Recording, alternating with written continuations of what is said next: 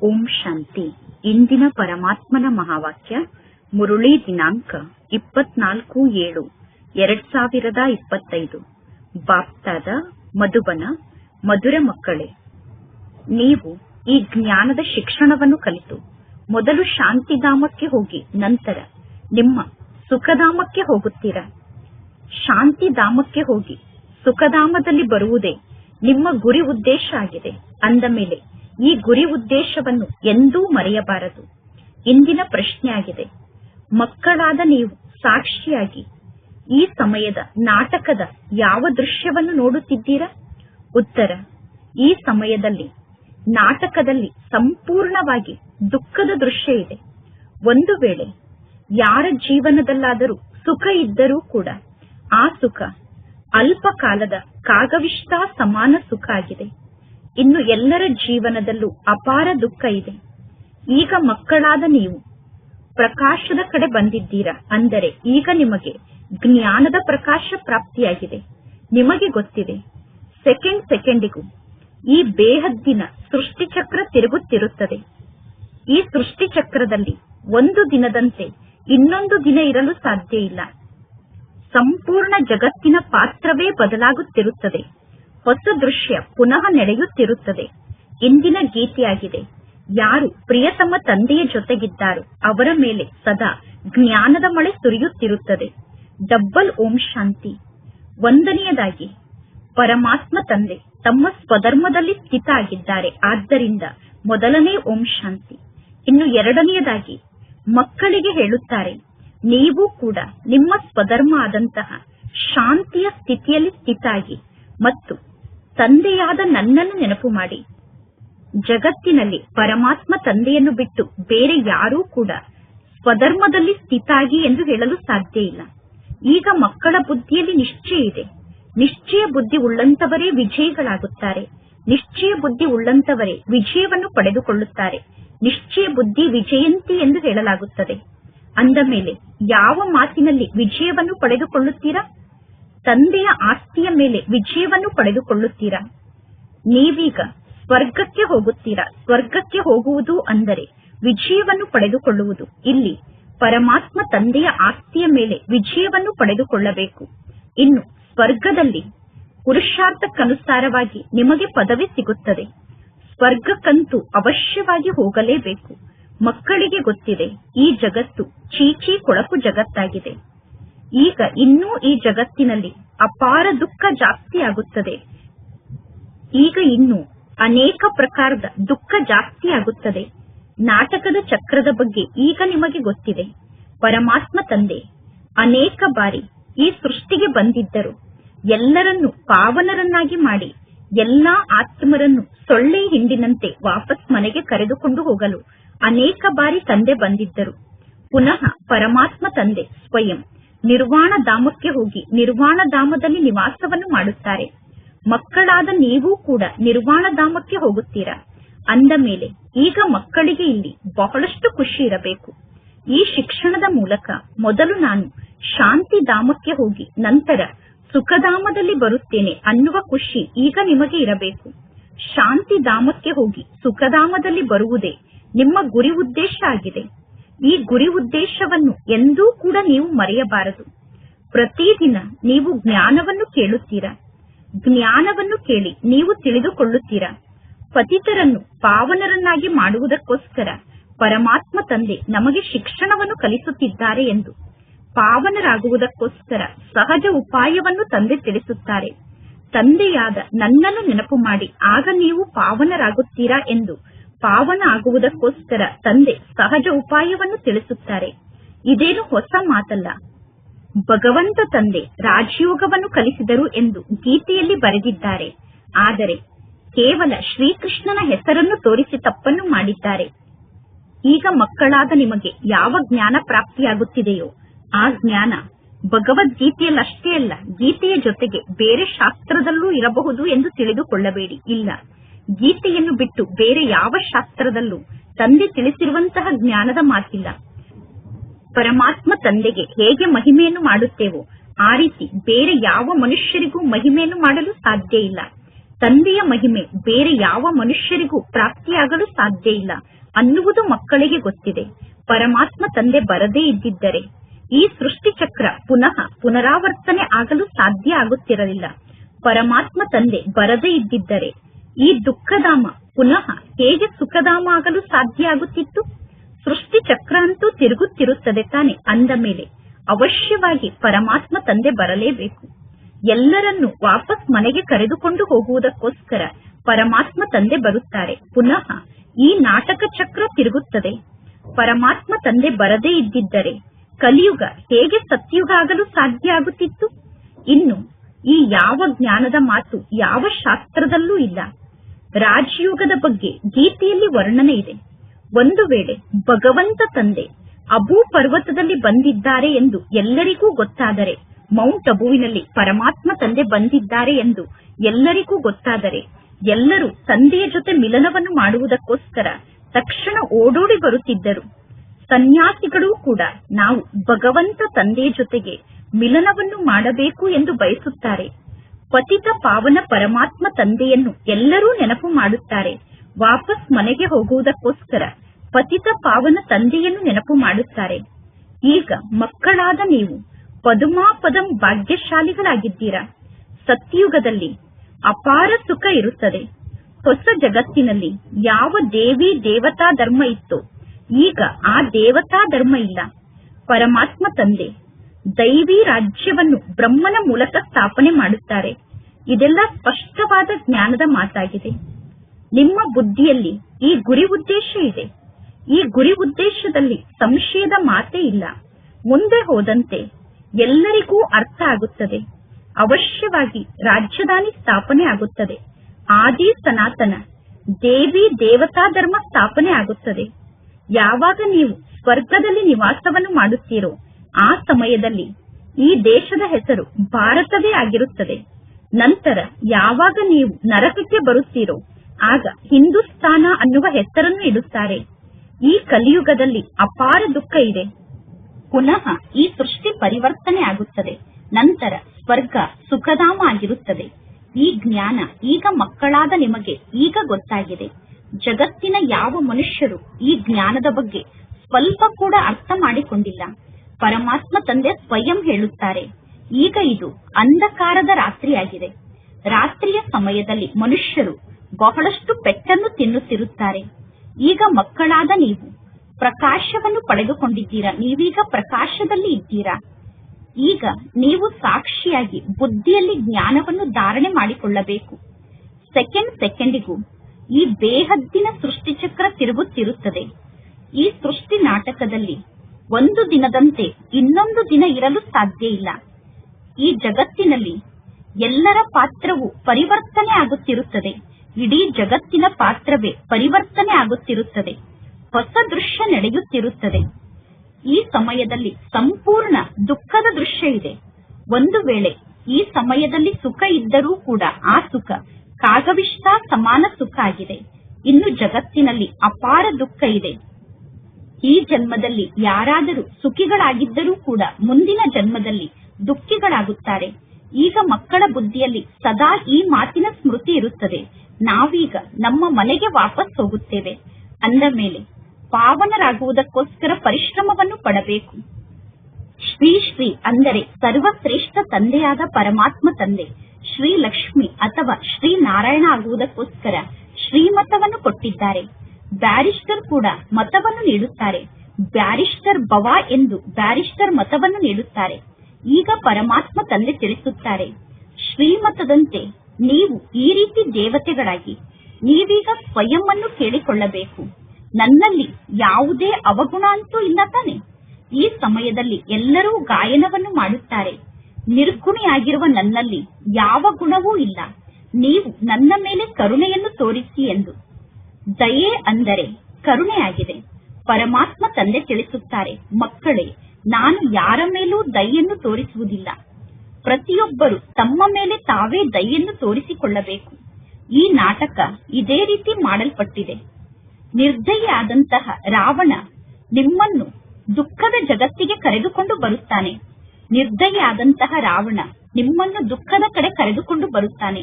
ಇದೆಲ್ಲ ನಾಟಕದಲ್ಲಿ ಫಿಕ್ಸ್ ಆಗಿದೆ. ಇದರಲ್ಲಿ ರಾವಣನದ್ದೂ ಕೂಡ ಯಾವುದೇ ಪ್ರಕಾರದ ದೋಷ ಇಲ್ಲ. ಪರಮಾತ್ಮ ತಂದೆ ಬಂದು ಕೇವಲ ಮಕ್ಕಳಿಗೆ ಸಲಹೆಯನ್ನು ನೀಡುತ್ತಾರೆ. ಮಕ್ಕಳಿಗೆ ಸಲಹೆಯನ್ನು ನೀಡುವುದೇ ತಂದೆ ಮಕ್ಕಳ ಮೇಲೆ ತೋರಿಸುವಂತಹ ದಯೆ ಆಗಿದೆ. ಇನ್ನು ಈ ರಾವಣ ರಾಜ್ಯ ಪುನಃ ಬರುತ್ತದೆ. ಈ ನಾಟಕ ಅನಾದಿಯಿಂದ ಮಾಡಲ್ಪಟ್ಟಿದೆ. ಇದರಲ್ಲಿ ರಾವಣನ ದೋಷವೂ ಇಲ್ಲ, ಇದರಲ್ಲಿ ಮನುಷ್ಯರ ದೋಷವೂ ಇಲ್ಲ. ಈ ನಾಟಕ ಚಕ್ರ ತಿರುಗಲೇಬೇಕು. ರಾವಣನಿಂದ ಮುಕ್ತರಾಗುವುದಕ್ಕೋಸ್ಕರ ಪರಮಾತ್ಮ ತಂದೆ ಮಕ್ಕಳಿಗೆ ಯುಕ್ತಿಯನ್ನು ತಿಳಿಸುತ್ತಿರುತ್ತಾರೆ. ರಾವಣನ ಮತದಂತೆ ನಡೆದು ನೀವು ಎಷ್ಟೊಂದು ಪಾಪಾತ್ಮರಾಗಿದ್ದೀರಾ. ಈಗ ಈ ಜಗತ್ತು ಹಳೆಯ ಜಗತ್ತಾಗಿದೆ. ಅಂದ ಮೇಲೆ ಪುನಃ ಅವಶ್ಯವಾಗಿ ಹೊಸ ಜಗತ್ತು ಬರುತ್ತದೆ. ಈ ನಾಟಕ ಚಕ್ರ ತಿರುಗುತ್ತದೆ. ಸತ್ಯುಗದಲ್ಲಿ ಪುನಃ ಅವಶ್ಯವಾಗಿ ನೀವೇ ಬರುತ್ತೀರಾ. ನೀವೇ ಪುನಃ ಅವಶ್ಯವಾಗಿ ಸತ್ಯುಗಕ್ಕೆ ಬರಬೇಕು. ಈಗ ಇದು ಸಂಗಮ ಯುಗ ಆಗಿದೆ. ಈಗ ಇದು ಅದೇ ಮಹಾಭಾರತದ ಯುದ್ಧದ ಸಮಯ ಆಗಿದೆ. ವಿನಾಶ ಕಾಲದಲ್ಲಿ ವಿಪರೀತ ಬುದ್ಧಿ ಉಳ್ಳಂತವರು ವಿನಾಶವನ್ನು ಪ್ರಾಪ್ತಿ ಮಾಡಿಕೊಳ್ಳುತ್ತಾರೆ. ಈ ರೀತಿ ವಿನಾಶ ಆಗಲೇಬೇಕು ಮತ್ತು ನಾವು ವಿಜಯಿಗಳಾಗಿ ಸ್ವರ್ಗಕ್ಕೆ ಮಾಲೀಕರಾಗುತ್ತೇವೆ. ಪುನಃ ಸ್ವರ್ಗದಲ್ಲಿ ಎಲ್ಲರೂ ಇರುವುದಿಲ್ಲ. ಪವಿತ್ರರಾಗದೆ ದೇವತೆಗಳಾಗುವುದು ಬಹಳ ಕಷ್ಟ ಎಂದು ನಿಮಗೆ ಗೊತ್ತಿದೆ. ಈಗ ಪರಮಾತ್ಮ ತಂದೆಯ ಮೂಲಕ ಶ್ರೇಷ್ಠ ದೇವತೆ ಆಗುವಂತಹ ಶ್ರೀಮತ ನಿಮಗೆ ಸಿಗುತ್ತದೆ. ಇಂತಹ ಮತ ಎಂದೂ ಯಾರ ಮೂಲಕವೂ ಸಿಗಲು ಸಾಧ್ಯ ಇಲ್ಲ. ಶ್ರೀಮತವನ್ನು ನೀಡುವಂತಹ ಪಾತ್ರ ಸಂಗಮ ಯುಗದಲ್ಲೇ ನಡೆಯುತ್ತದೆ. ಸಂಗಮ ಯುಗದಲ್ಲೇ ಪರಮಾತ್ಮ ತಂದೆ ಶ್ರೀಮತವನ್ನು ನೀಡುವಂತಹ ಪಾತ್ರವನ್ನು ಅಭಿನಯ ಮಾಡುತ್ತಾರೆ. ಪರಮಾತ್ಮ ತಂದೆ ತಿಳಿಸುತ್ತಾರೆ, ಈಗ ಯಾರಲ್ಲೂ ಈ ಜ್ಞಾನ ಇಲ್ಲ. ಭಕ್ತಿ ಅಂದರೆ ಭಕ್ತಿಯಾಗಿದೆ. ಭಕ್ತಿಗೆ ಜ್ಞಾನ ಎಂದು ಕರೆಯುವುದಿಲ್ಲ. ಆತ್ಮಿಕ ಜ್ಞಾನವನ್ನು ಜ್ಞಾನದ ಸಾಗರ ಆದ ಪರಮಾತ್ಮ ತಂದೆ ಆತ್ಮರಿಗೆ ನೀಡುತ್ತಾರೆ. ಪರಮಾತ್ಮ ತಂದೆಗೆ ಜ್ಞಾನದ ಸಾಗರ, ಸುಖದ ಸಾಗರ ಎಂದು ಮಹಿಮೆಯನ್ನು ಮಾಡಲಾಗುತ್ತದೆ. ಪರಮಾತ್ಮ ತಂದೆ ಪುರುಷಾರ್ಥವನ್ನು ಮಾಡುವುದಕ್ಕೋಸ್ಕರ ಯುಕ್ತಿಯನ್ನು ತಿಳಿಸುತ್ತಾರೆ. ಅಂದ ಮೇಲೆ ಈಗ ನಾನು ಫೇಲ್ ಆದರೆ ಕಲ್ಪ ಕಲ್ಪಾಂತರದಲ್ಲೂ ಫೇಲ್ ಆಗುತ್ತೇನೆ ಅನ್ನುವ ವಿಚಾರ ಮನಸ್ಸಿನಲ್ಲಿ ಇರಬೇಕು. ಈಗ ನಾನು ಫೇಲ್ ಆದರೆ ನನಗೆ ಬಹಳ ಜೋರಾಗಿ ಪೆಟ್ಟು ಬೀಳುತ್ತದೆ ಎಂದು ಮನಸ್ಸಿನಲ್ಲಿ ವಿಚಾರ ಇರಬೇಕು. ಶ್ರೀಮತದಂತೆ ನಡೆಯದೇ ಇರುವ ಕಾರಣ ಮಕ್ಕಳಿಗೆ ಪೆಟ್ಟು ಬೀಳುತ್ತದೆ. ಬ್ರಾಹ್ಮಣರ ವೃಕ್ಷ ಅವಶ್ಯವಾಗಿ ವೃದ್ಧಿಯಾಗಲೇಬೇಕು. ಪರಮಾತ್ಮ ತಂದೆ ತಿಳಿಸುತ್ತಾರೆ, ನಿಮ್ಮ ವೃಕ್ಷ ಎಷ್ಟು ವೃದ್ಧಿಯಾಗುತ್ತದೆ ಅಂದರೆ ದೇವತೆಗಳ ವೃಕ್ಷ ಎಷ್ಟು ವೃದ್ಧಿಯಾಗಬೇಕು ಅಷ್ಟೇ ನಿಮ್ಮ ಈ ಬ್ರಾಹ್ಮಣ ವೃಕ್ಷ ವೃದ್ಧಿಯಾಗುತ್ತದೆ. ನೀವೀಗ ಪುರುಷಾರ್ಥವನ್ನು ಮಾಡಬೇಕು ಮತ್ತು ಅನ್ಯರ ಮೂಲಕ ಪುರುಷಾರ್ಥವನ್ನು ಮಾಡಿಸಬೇಕು. ದೈವಿ ವೃಕ್ಷದ ಕತ್ತಿಯನ್ನು ಮಾಡಲಾಗುತ್ತಿದೆ. ವೃಕ್ಷ ದೊಡ್ಡದಾಗುತ್ತಾ ಹೋಗುತ್ತದೆ. ಈಗ ನಿಮಗೆ ಗೊತ್ತಿದೆ, ಈ ಸಮಯದಲ್ಲಿ ನಮ್ಮ ಕಲ್ಯಾಣ ಆಗುತ್ತಿದೆ. ಪತಿತ ಜಗತ್ತಿನಿಂದ ಪಾವನ ಜಗತ್ತಿಗೆ ಹೋಗುವಂತಹ ಕಲ್ಯಾಣ ಆಗುತ್ತದೆ. ಈಗ ಮಕ್ಕಳ ಬುದ್ಧಿಯ ಬೀಗ ತೆರೆದಿದೆ. ಪರಮಾತ್ಮ ತಂದೆ ಬುದ್ಧಿವಂತರಿಗೂ ಕೂಡ ಬುದ್ಧಿಯನ್ನು ನೀಡುವಂತಹ ಬುದ್ಧಿಯಾಗಿದ್ದಾರೆ. ಪರಮಾತ್ಮ ತಂದೆ ಬುದ್ಧಿವಂತರಿಗಿಂತ ಬುದ್ಧಿವಂತ ಆಗಿದ್ದಾರೆ. ನೀವೀಗ ಈ ಎಲ್ಲಾ ಮಾತನ್ನು ಅರ್ಥ ಮಾಡಿಕೊಂಡಿದ್ದೀರಾ. ಪುನಃ ಮುಂದೆ ಹೋದಂತೆ ನೀವು ನೋಡುತ್ತೀರಾ ಪರಮಾತ್ಮ ತಂದೆ ಯಾರ ಯಾರ ಬುದ್ಧಿಯ ಬೀಗವನ್ನು ತೆರೆಯುತ್ತಾರೆ ಎಂದು. ಇದೆಲ್ಲವೂ ನಾಟಕದಲ್ಲಿ ನಡೆಯುತ್ತದೆ. ಪುನಃ ಸತ್ಯುಗದಿಂದ ಹಿಡಿದು ನಾಟಕ ಚಕ್ರ ಪುನರಾವರ್ತನೆ ಆಗುತ್ತದೆ. ಲಕ್ಷ್ಮೀ ನಾರಾಯಣರು ಯಾವಾಗ ಸಿಂಹಾಸನದ ಮೇಲೆ ಕುಳಿತುಕೊಳ್ಳುತ್ತಾರೋ ಆಗ ಹೊಸ ಸಂವತ್ಸರ ಪ್ರಾರಂಭ ಆಗುತ್ತದೆ. ನೀವು ಬರೆಯುತ್ತೀರಾ 1 ಹಿಡಿದು ಅಂದರೆ ಮೊದಲನೇ ನಂಬರ್ನಿಂದ ಹಿಡಿದು 1250 ವರ್ಷದವರೆಗೂ ಸ್ವರ್ಗ ಇರುತ್ತದೆ ಅನ್ನುವ ಮಾತನ್ನು ಎಷ್ಟು ಸ್ಪಷ್ಟವಾಗಿ ಚಿತ್ರದಲ್ಲಿ ಬರೆಯಲಾಗಿದೆ. ಇದು ಸತ್ಯನಾರಾಯಣನ ಕಥೆಯಾಗಿದೆ. ಅಮರನಾಥನ ಕತೆ ಕೂಡ ಆಗಿದೆ. ಈಗ ಮಕ್ಕಳಾದ ನೀವು ಸತ್ಯ ಸತ್ಯ ಅಮರ ಕಥೆಯನ್ನು ಕೇಳುತ್ತೀರಾ. ನಂತರ ಭಕ್ತಿ ಮಾರ್ಗದಲ್ಲಿ ಇದೇ ಕಥೆಯ ಬಗ್ಗೆ ಗಾಯನ ನಡೆಯುತ್ತದೆ. ಎಲ್ಲಾ ಹಬ್ಬಗಳು ಈ ಸಮಯದ ಹಬ್ಬ ಆಗಿದೆ. ನಂಬರ್ 1 ಹಬ್ಬ ಅಂದರೆ ಶಿವತಂದೆಯ ಜಯಂತಿಯಾಗಿದೆ. ಶಿವ ಜಯಂತಿ ನಂಬರ್ 1 ಹಬ್ಬ ಆಗಿದೆ. ಕಲಿಯುಗದ ನಂತರ ಅವಶ್ಯವಾಗಿ ಪರಮಾತ್ಮ ತಂದೆ ಬರಬೇಕಾಗುತ್ತದೆ. ಜಗತ್ತನ್ನು ಪರಿವರ್ತನೆ ಮಾಡಲು ಕಲಿಯುಗದ ನಂತರ ಪರಮಾತ್ಮ ತಂದೆ ಬರಬೇಕಾಗುತ್ತದೆ. ಚಿತ್ರವನ್ನು ಯಾರಾದರೂ ಚೆನ್ನಾಗಿ ನೋಡಿದರೆ ಅವರಿಗೆ ಸಂಪೂರ್ಣ ಜ್ಞಾನ ಗೊತ್ತಾಗುತ್ತದೆ. ಚಿತ್ರದಲ್ಲಿ ಸಂಪೂರ್ಣ ಲೆಕ್ಕವನ್ನು ಬರೆಯಲಾಗಿದೆ. ಈ ಚಿತ್ರ ನಿಮಗೋಸ್ಕರ ನಿರ್ಮಾಣ ಆಗಿದೆ. ಕಲ್ಪದ ಮೊದಲು ನೀವೇ ಪುರುಷಾರ್ಥವನ್ನು ಮಾಡಿದ್ದೀರಿ.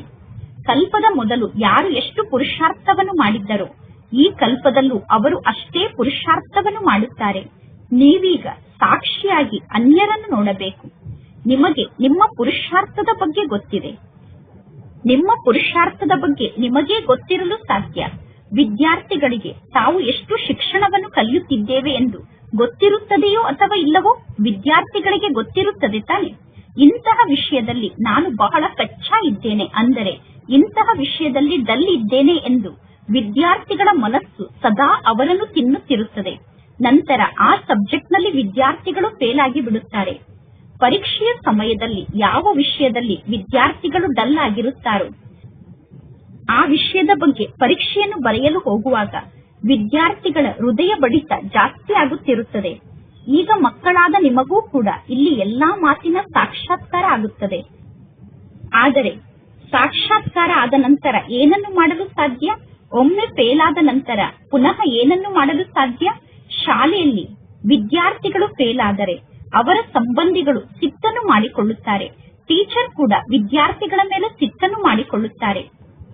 ಟೀಚರ್ ಹೇಳುತ್ತಾರೆ, ನಮ್ಮ ಶಾಲೆಯಲ್ಲಿ ಕಡಿಮೆ ವಿದ್ಯಾರ್ಥಿಗಳು ಪಾಸ್ ಆದರೆ ಇಲ್ಲಿ ಒಳ್ಳೆಯ ಟೀಚರ್ ಇಲ್ಲ ಎಂದು ಎಲ್ಲರೂ ತಿಳಿದುಕೊಳ್ಳುತ್ತಾರೆ. ಇಲ್ಲಿ ಟೀಚರ್ ಚೆನ್ನಾಗಿ ಶಿಕ್ಷಣವನ್ನು ಕಲಿಸುತ್ತಿಲ್ಲ, ಆದ್ದರಿಂದ ಕಡಿಮೆ ಜನ ಪಾಸ್ ಆಗಿದ್ದಾರೆ ಎಂದು ಎಲ್ಲರೂ ತಿಳಿದುಕೊಳ್ಳುತ್ತಾರೆ ಎಂದು ಟೀಚರ್ ಹೇಳುತ್ತಾರೆ. ಇಲ್ಲಿ ಪರಮಾತ್ಮ ತಂದೆಗೆ ಗೊತ್ತಿದೆ ಸೆಂಟರ್ನಲ್ಲಿ ಯಾವ ಯಾವ ಟೀಚರ್ ಒಳ್ಳೆಯ ಟೀಚರ್ ಆಗಿದ್ದಾರೆ ಮತ್ತು ಆ ಟೀಚರ್ ಹೇಗೆ ಶಿಕ್ಷಣವನ್ನು ಕಲಿಸುತ್ತಿದ್ದಾರೆ ಎಂದು ತಂದೆಗೆ ಗೊತ್ತಿದೆ.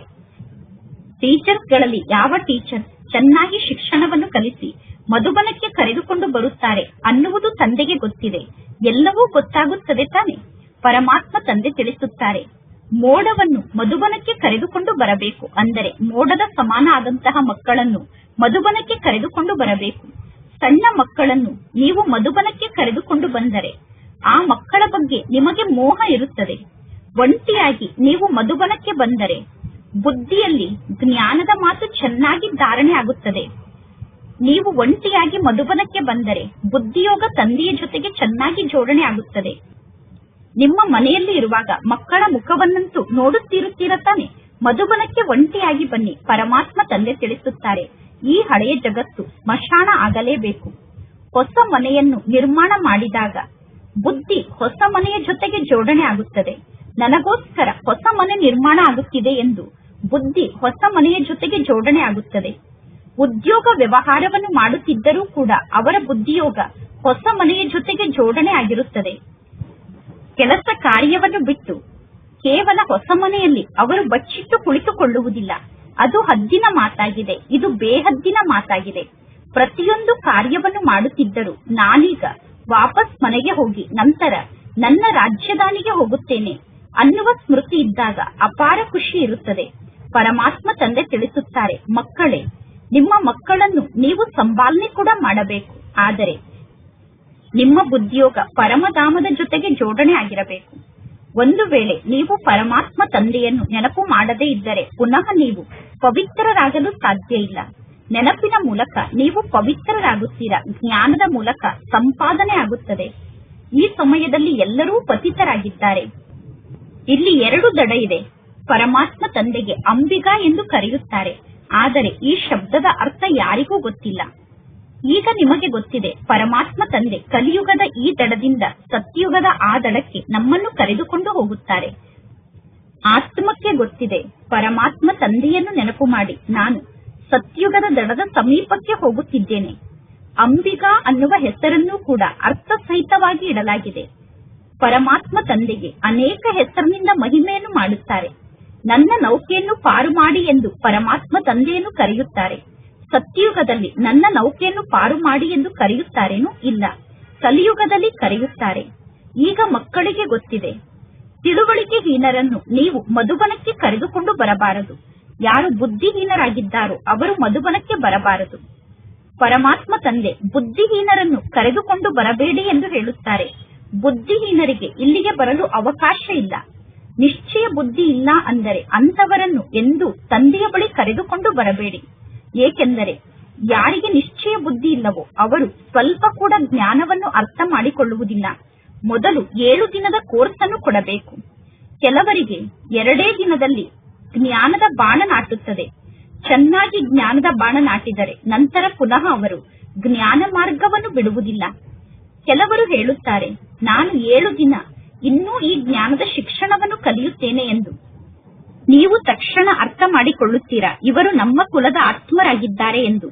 ಯಾರ ಬುದ್ಧಿ ತೀಕ್ಷ್ಣ ಆಗಿದೆಯೋ ಅವರು ಯಾವ ಮಾತಿನ ಬಗ್ಗೆಯೂ ಕೇರ್ ಮಾಡುವುದಿಲ್ಲ. ಯಾರು ತೀಕ್ಷ್ಣ ಬುದ್ಧಿ ಉಳ್ಳವರಾಗಿದ್ದಾರೋ ಅವರು ಯಾವ ಮಾತಿನ ಚಿಂತೆಯನ್ನೂ ಮಾಡುವುದಿಲ್ಲ. ಒಳ್ಳೆಯದು, ಒಂದು ನೌಕರಿ ಹೋದರೆ ಇನ್ನೊಂದು ನೌಕರಿ ಸಿಗುತ್ತದೆ. ಯಾರು ನಿಶ್ಚಯ ಬುದ್ಧಿ ಉಳ್ಳಂತಹ ಮಕ್ಕಳಾಗಿದ್ದಾರೋ ಅವರು ನಾನು ಮಧುಬನಕ್ಕೆ ಹೋದರೆ ಒಂದು ವೇಳೆ ನಾನು ಈ ನೌಕರಿಯನ್ನು ಕಳೆದುಕೊಂಡರೆ ನನಗೆ ಇನ್ನೊಂದು ನೌಕರಿ ಸಿಗುತ್ತದೆ ಎಂದು ವಿಚಾರವನ್ನು ಮಾಡುತ್ತಾರೆ. ಯಾವ ಮಕ್ಕಳ ಮನಸ್ಸು ತಂದೆಯ ಜೊತೆಗೆ ಜೋಡಣೆ ಆಗಿದೆಯೋ ಅವರು ನೌಕರಿಯನ್ನು ಕಳೆದುಕೊಳ್ಳುವುದಿಲ್ಲ. ಮಕ್ಕಳು ಸ್ವಯಂ ಆಶ್ಚರ್ಯ ಪಡುತ್ತಾರೆ. ಮಾತೆಯರು ಹೇಳುತ್ತಾರೆ, ಬಾಬಾ ನನ್ನ ಪತಿಯ ಬುದ್ಧಿಯನ್ನು ತಿರುಗಿಸಿ ಎಂದು. ಪರಮಾತ್ಮ ತಂದೆ ತಿಳಿಸುತ್ತಾರೆ, ನನಗೆ ಈ ಮಾತನ್ನು ಹೇಳಬೇಡಿ, ನನ್ನ ಪತಿಯ ಬುದ್ಧಿಯನ್ನು ತಿರುಗಿಸಿ ಎಂದು ನೀವು ನನಗೆ ಹೇಳಬೇಡಿ. ನೀವು ಯೋಗ ಬಲದ ಸ್ಥಿತಿಯಲ್ಲಿ ಸ್ಥಿತಾಗಿ ಕುಳಿತು ಅವರಿಗೆ ಜ್ಞಾನವನ್ನು ತಿಳಿಸಿ. ತಂದೆ ಯಾರ ಬುದ್ಧಿಯನ್ನು ತಿರುಗಿಸುವುದಿಲ್ಲ. ಒಂದು ವೇಳೆ ಪರಮಾತ್ಮ ತಂದೆ ನಿಮ್ಮ ಪತಿಯ ಬುದ್ಧಿಯನ್ನು ತಿರುಗಿಸಿದರೆ ನಂತರ ಎಲ್ಲರೂ ತಂದೆಗೆ ಹೇಳುತ್ತಾರೆ, ನಮ್ಮ ಪತಿಯ ಬುದ್ಧಿಯನ್ನು ತಿರುಗಿಸಿ ಎಂದು. ಆಗ ಎಲ್ಲರ ಬುದ್ಧಿಯನ್ನು ತಂದೆ ತಿರುಗಿಸಬೇಕಾಗುತ್ತದೆ. ಆದ್ದರಿಂದ ತಂದೆ ಇಂತಹ ಕಾರ್ಯವನ್ನು ಮಾಡುವುದಿಲ್ಲ. ಯಾವ ಪದ್ಧತಿ ಹುಟ್ಟಿಕೊಳ್ಳುತ್ತದೆಯೋ ಅದನ್ನೇ ಎಲ್ಲರೂ ಹಿಡಿದುಕೊಳ್ಳುತ್ತಾರೆ. ಯಾವುದಾದರೂ ಗುರುವಿನ ಮೂಲಕ ಯಾರಿಗಾದರೂ ಲಾಭ ಆದರೆ ಇಂತಹ ಗುರುವಿನ ಮೂಲಕ ಇಂಥವರಿಗೆ ಲಾಭ ಆಗಿದೆ ಅನ್ನುವ ಮಾತನ್ನು ಕೇಳಿದ ತಕ್ಷಣ ಎಲ್ಲರೂ ಆ ಗುರುವಿನ ಹಿಂದೆ ಹೋಗಿ ಬಿಡುತ್ತಾರೆ. ಹೊಸ ಆತ್ಮ ಈ ಸೃಷ್ಟಿಗೆ ಬಂದಾಗ ಆ ಆತ್ಮದ ಮಹಿಮೆ ಕೂಡ ಆಗುತ್ತದೆ. ನಂತರ ಅನೇಕರು ಅವರಿಗೆ ಶಿಷ್ಯರಾಗುತ್ತಾರೆ. ಆದ್ದರಿಂದ ಈ ಎಲ್ಲಾ ಮಾತನ್ನು ನೀವೀಗ ನೋಡಬಾರದು. ನೀವೀಗ ಸ್ವಯಂ ಅನ್ನು ನೋಡಿಕೊಳ್ಳಬೇಕು. ನಾನು ಎಷ್ಟು ಶಿಕ್ಷಣವನ್ನು ಕಲಿಯುತ್ತಿದ್ದೇನೆ ಎಂದು ಸ್ವಯಂ ಅನ್ನು ನೋಡಿಕೊಳ್ಳಬೇಕು. ಪರಮಾತ್ಮ ತಂದೆ ವಿಸ್ತಾರವಾಗಿ ಮಕ್ಕಳ ಜೊತೆಗೆ ಜ್ಞಾನದ ಬಗ್ಗೆ ವಾರ್ತಾಲಾಪವನ್ನು ಮಾಡುತ್ತಿದ್ದಾರೆ. ಇನ್ನು ಕೇವಲ ತಂದೆಯಾದ ನನ್ನನ್ನು ನೀವು ನೆನಪು ಮಾಡಿ. ಮನೆಯಲ್ಲಿ ಇದ್ದರೂ ಕೂಡ ನೀವು ತಂದೆಯಾದ ನನ್ನನ್ನು ನೆನಪು ಮಾಡಬಹುದು ಎಂದು ತಂದೆ ತಿಳಿಸುತ್ತಾರೆ. ಆದರೆ ಪರಮಾತ್ಮ ತಂದೆ ಜ್ಞಾನದ ಸಾಗರ ಆಗಿದ್ದಾರೆ ಅಂದ ಮೇಲೆ ಅವಶ್ಯವಾಗಿ ಜ್ಞಾನವನ್ನು ಕೊಡುತ್ತಾರೆ. ಮುಖ್ಯ ಮಾತು ಅಂದರೆ ಮನ್ಮನಾಭವ ಆಗಿದೆ. ಜೊತೆಗೆ ಸೃಷ್ಟಿಯ ಆದಿ ಮಧ್ಯ ಅಂತ್ಯದ ರಹಸ್ಯವನ್ನೂ ಕೂಡ ತಂದೆ ತಿಳಿಸುತ್ತಾರೆ. ಈ ಸಮಯದಲ್ಲಿ ಬಹಳ ಒಳ್ಳೊಳ್ಳೆ ಚಿತ್ರಗಳು ನಿರ್ಮಾಣ ಆಗಿದೆ. ಪರಮಾತ್ಮ ತಂದೆ ಈ ಎಲ್ಲಾ ಚಿತ್ರದ ಅರ್ಥವನ್ನೂ ಕೂಡ ತಿಳಿಸುತ್ತಿರುತ್ತಾರೆ. ವಿಷ್ಣುವಿನ ನಾಭಿಯಿಂದ ಬ್ರಹ್ಮ ಬಂದರು ಎಂದು ತೋರಿಸುತ್ತಾರೆ. ತ್ರಿಮೂರ್ತಿಗಳ ಚಿತ್ರ ಕೂಡ ಇದೆ. ತ್ರಿಮೂರ್ತಿಯ ಚಿತ್ರದಲ್ಲಿ ಬ್ರಹ್ಮ, ವಿಷ್ಣು, ಶಂಕರ ಇದ್ದಾರೆ. ಅಂದ ಮೇಲೆ ಪುನಃ ವಿಷ್ಣುವಿನ ನಾಭಿಯಿಂದ ಬ್ರಹ್ಮ ಪುನಃ ಹೇಗೆ ಬರಲು ಸಾಧ್ಯ? ಪರಮಾತ್ಮ ತಂದೆ ಕುಳಿತು ತಿಳಿಸುತ್ತಾರೆ ಯಾವ ಮಾತು ಸರಿಯಾಗಿದೆ, ಯಾವ ಮಾತು ತಪ್ಪಾಗಿದೆ ಎಂದು. ಜಗತ್ತಿನ ಜನ ಬಹಳಷ್ಟು ವಿಭಿನ್ನ ಪ್ರಕಾರದ ಸುಂದರವಾದ ಅನೇಕ ಚಿತ್ರವನ್ನು ನಿರ್ಮಾಣ ಮಾಡುತ್ತಾರೆ. ಕೆಲವರು ಶಾಸ್ತ್ರದ ಚಕ್ರವನ್ನೂ ಕೂಡ ತೋರಿಸಿದ್ದಾರೆ. ಆದರೆ ಶಾಸ್ತ್ರದಲ್ಲಿ ಕೆಲವರು ಕಲ್ಪದ ಆಯಸ್ಸು ಇಷ್ಟು ಲಕ್ಷ ವರ್ಷ ಎಂದು ತೋರಿಸಿದರೆ ಇನ್ನು ಕೆಲವರು ಕಲ್ಪದ ಆಯಸ್ಸು ಇಷ್ಟು ಸಮಯ ಎಂದು ತೋರಿಸುತ್ತಾರೆ. ಈ ರೀತಿ ಜಗತ್ತಿನಲ್ಲಿ ಅನೇಕ ಮತ ಇದೆ. ಶಾಸ್ತ್ರದಲ್ಲಿ ಹದ್ದಿನ ಮಾತನ್ನು ಬರೆದಿದ್ದಾರೆ. ಪರಮಾತ್ಮ ತಂದೆ ಬೇಹದ್ದಿನ ಮಾತನ್ನು ತಿಳಿಸುತ್ತಾರೆ. ಈಗ ಇಡೀ ಜಗತ್ತಿನಲ್ಲಿ ರಾವಣ ರಾಜ್ಯ ಇದೆ ಎಂದು ತಂದೆ ಬೇಹದ್ದಿನ ಮಾತನ್ನು ತಿಳಿಸುತ್ತಿದ್ದಾರೆ. ಈಗ ನಿಮ್ಮ ಬುದ್ಧಿಯಲ್ಲಿ ಈ ಜ್ಞಾನ ಇದೆ. ನಾವು ಹೇಗೆ ಪತಿತರಾದೆವು, ಪುನಃ ನಾವು ಹೇಗೆ ಪಾವನರಾಗುತ್ತೇವೆ ಅನ್ನುವ ಜ್ಞಾನ ನಿಮ್ಮ ಬುದ್ಧಿಯಲ್ಲಿ ಇದೆ. ನಂತರ ಅನ್ಯ ಧರ್ಮದವರು ಈ ಸೃಷ್ಟಿಗೆ ಬರುತ್ತಾರೆ. ಅನ್ಯ ಧರ್ಮದಲ್ಲೂ ಕೂಡ ಅನೇಕ ವಿಭಿನ್ನತೆ ಇದೆ. ಈ ಸೃಷ್ಟಿಯಲ್ಲಿ ವಿಭಿನ್ನ ಪ್ರಕಾರದ ಆತ್ಮರು ಇದ್ದಾರೆ. ಒಂದು ಧರ್ಮದವರಂತೆ ಇನ್ನೊಂದು ಧರ್ಮದವರು ಇರಲು ಸಾಧ್ಯ ಇಲ್ಲ. ಒಬ್ಬರ ಶಾರೀರಿಕ ಚಿತ್ರದಂತೆ ಇನ್ನೊಬ್ಬರ ಶಾರೀರಿಕ ಚಿತ್ರ ಇರಲು ಸಾಧ್ಯ ಇಲ್ಲ. ಇದು ಮಾಡಲ್ಪಟ್ಟಂತಹ ಆಟ ಆಗಿದೆ. ಈ ಆಟ ಪುನರಾವರ್ತನೆ ಆಗುತ್ತಿರುತ್ತದೆ. ತಂದೆ ಕುಳಿತು ಮಕ್ಕಳಿಗೆ ಎಲ್ಲಾ ಮಾತಿನ ಬಗ್ಗೆ ತಿಳಿಸುತ್ತಿರುತ್ತಾರೆ. ಸಮಯ ಕಡಿಮೆ ಆಗುತ್ತಾ ಹೋಗುತ್ತದೆ. ಅಂದ ಮೇಲೆ ಸ್ವಯಂ ಅನ್ನು ಚೆಕ್ ಮಾಡಿಕೊಳ್ಳಿ. ನಾನು ಎಷ್ಟು ಖುಷಿಯಲ್ಲಿ ಇರುತ್ತೇನೆ. ಈಗ ನಾವು ಯಾವುದೇ ಪ್ರಕಾರದ ವಿಕರ್ಮವನ್ನು ಮಾಡಬಾರದು. ಬಿರುಗಾಳಿಯಂತೂ ಅವಶ್ಯವಾಗಿ ಬರುತ್ತದೆ. ಪರಮಾತ್ಮ ತಂದೆ ತಿಳಿಸುತ್ತಾರೆ, ಮಕ್ಕಳೇ ಅಂತರ್ಮುಖಿಗಳಾಗಿ ಸ್ವಯಂನ ಚಾರ್ಟ್ ಅನ್ನು ನೋಡಿಕೊಳ್ಳಿ. ಆಗ ನಿಮ್ಮಿಂದ ಏನಾದರೂ ತಪ್ಪಾಗಿದ್ದರೆ ನೀವು ಪಶ್ಚಾತ್ತಾಪವನ್ನು ಪಡಲು ಸಾಧ್ಯ ಆಗುತ್ತದೆ. ಯೋಗದ ಶಕ್ತಿಯ ಮೂಲಕ ಸ್ವಯಂ ಕ್ಷಮಿಸಿಕೊಳ್ಳಲು ಸಾಧ್ಯ ಆಗುತ್ತದೆ. ಪರಮಾತ್ಮ ತಂದೆ ಯಾರನ್ನೂ ಕ್ಷಮಿಸುವುದಿಲ್ಲ.